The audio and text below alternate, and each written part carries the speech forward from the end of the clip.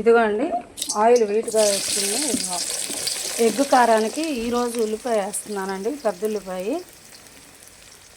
30 రకాలు ఉన్నాయని చెప్పాను కదా, ఇప్పుడు ఇంచుమించు 15 రకాలు చేసేసాను ఎగ్ కారం.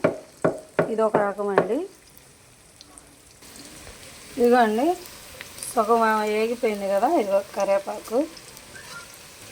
ఎగ్ కారానికి అండి, ఇది ఒక టైప్లో ఎగ్ కారం.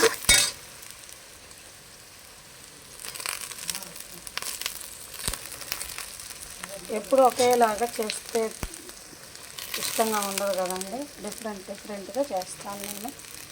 30 రకాలు చేయొచ్చండి ఎగ్ కారం.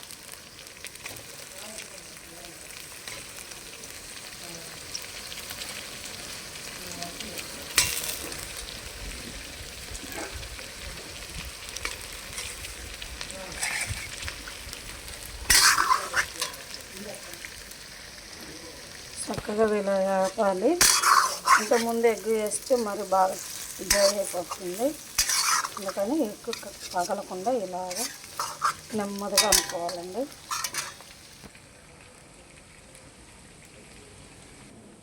ఇదిగోండి ఎగ్ కారంలో ఏమేమి వేస్తారా అని మాకు ఫోన్ చేసి అడిగారండి. మాకు ఏమి వేస్తారక్క, ఎలా చేస్తారు ఎగ్ కారం అని ఒక 4 అడిగారు.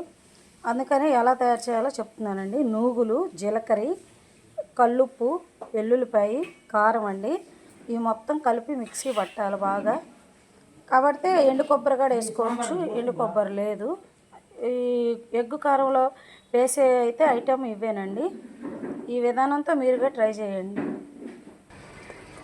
ఇదిగోండి ఒక చిటికెడ పసుపు వేసుకోవాలి, కలర్ కోసం బాగా వస్తుంది. ఇది ఒక టైపు ఎగ్ కారం అండి. కారం ముందుగా రెడీ చేసుకున్నాం కదండి, ఇలా నూగులు ఆయిల్లో వేగి పంటి కింద పడితే అదొక టేస్ట్ అండి, చాలా బాగుంటుంది.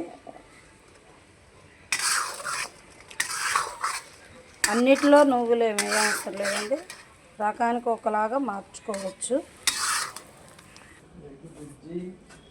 ఎగ్ కారం కంప్లీట్గా రెడీ అయిపోయిందండి. ఇదిగోండి ఎంత కలర్ఫుల్గా ఉందో చూడండి. ఇప్పుడు అజయ్ స్వామి తీసుకెళ్ళి ఇది అమ్ముతాడు.